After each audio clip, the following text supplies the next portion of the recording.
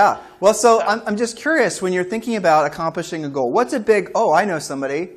You, sir, on the end. What's a big goal? You knew it was coming.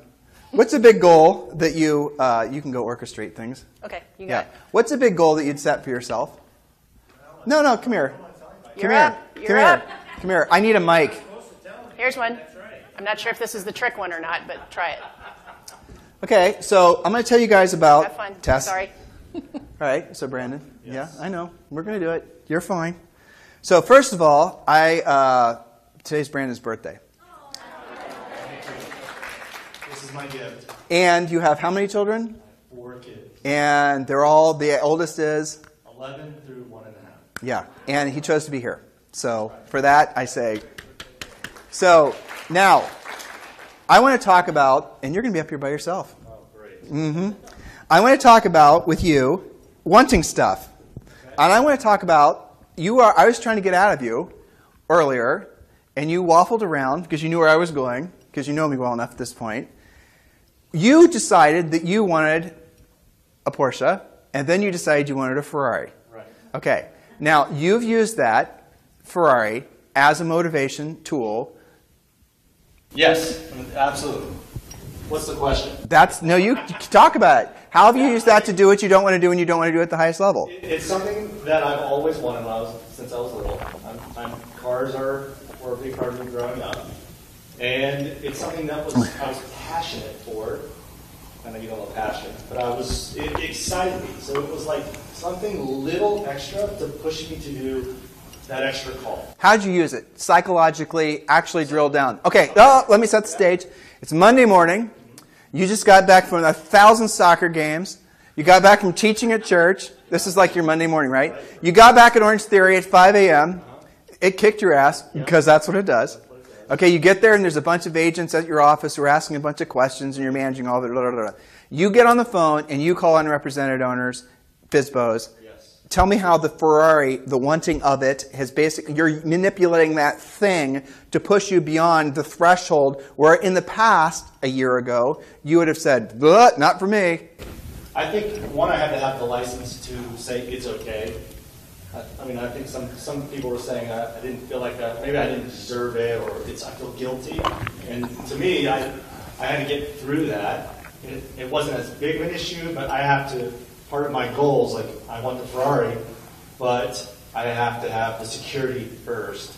So I have to have my wife on board, right? So if I give her the things that are important to her where she feels safe, then the cherry on top for me, what I was striving to is the Ferrari. So the Ferrari it's just a thing. It's a tchotchke. It's just a goal. It's a car. It's not you. It's not, oh, I need a Ferrari to feel like a man. It's just a thing. It's a thing that's motivating you. The experience of having. So here's the interesting thing about goals. When you set goals, you might get to the point where you can do it financially, where you've done all the work necessary to earn it. You don't have to do it. You can get there and you can say, you know what? I have used this goal, and it's basically been there for me to use, and I've accomplished all these other things, and maybe I'm ready to move on to the next one. It's a game. This is a psychological way that top producers and top performers, though they don't talk about it, this is the way they manipulate themselves. Now, you can't do it to the point where you're going to hurt yourself. So you have to have the things laid out closer. Like the smart things, like debt and life, family security have to be first. At least in my house, happy wife, happy life is so true. But as long as they're there and they get that, for me, it's okay. I've done all the other things. It's okay for me to strive a little bit harder, push like the 10% more, or the really probably less than 10% more, to make magnificent, huge gains. And I think for me, that was the wake up. One new listing a week, for example. Nothing. With one of my last coaching calls, I had 3 listings that I got that week, which was a good week. But they were all they all called me. It wasn't ones that I went out and earned. And those will lull you into complacency because you're like, this is so easy. I just won't make my FSBO calls this week because I got all my listings. But the reality is, if I push a little harder and force myself to do the things I don't want to do consistently, maybe I would have gotten 1 or 2 extra listings, and all of a sudden, 3 is good and that pays my bills. Well, the 1 or the 2 extra gets me there.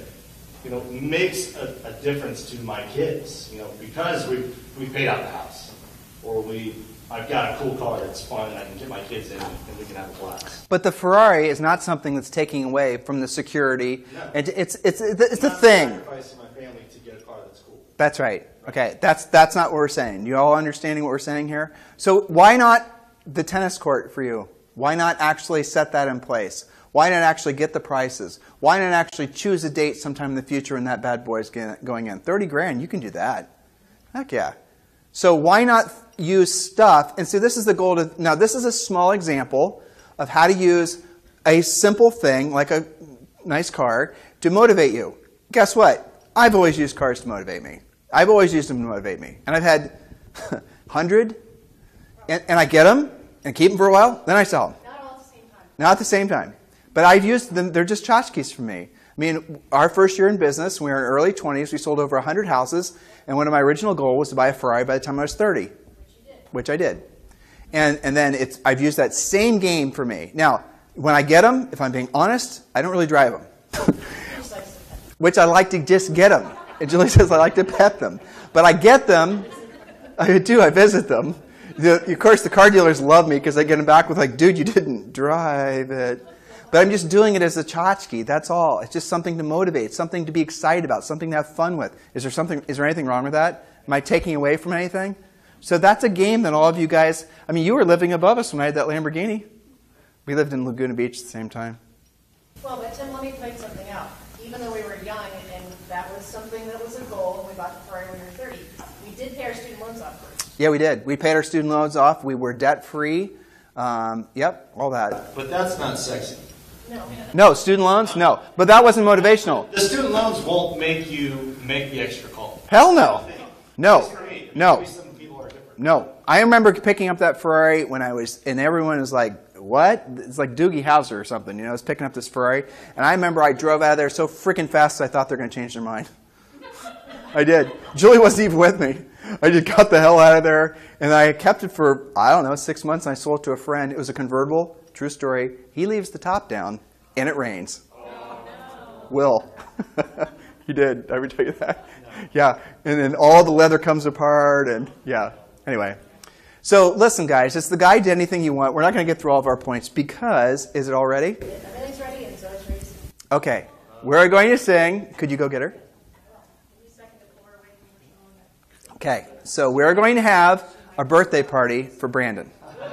And he's going to get his Ferrari. Parked out back.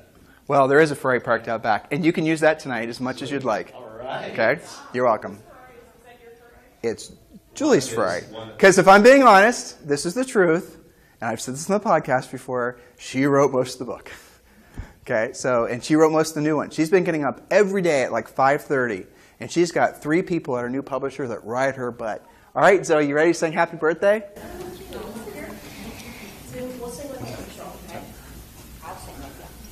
Hey, could you put Rosemary someplace in the back room? Put her where? Mom, could you go to the back? Oh, yeah. Yeah, take her back. It's his birthday today. She looks so pretty today. Are you ready to sing? How do you sing?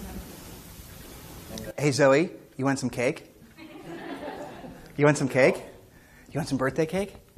Oh, cake is so good. Oh, gotta sing happy birthday. Does it have icing? Oh boy, here we go. That song's coming on. Hey, I know Mom's been working with her. Zoe, you ready? 1, 2, 3. You want to sing? Everyone sing it together, Zoe? All right, let's all sing together. Ready? Happy birthday to you. Happy birthday to you. Happy birthday, dear Zoe. Oh, Brandon, whatever. Happy birthday to you.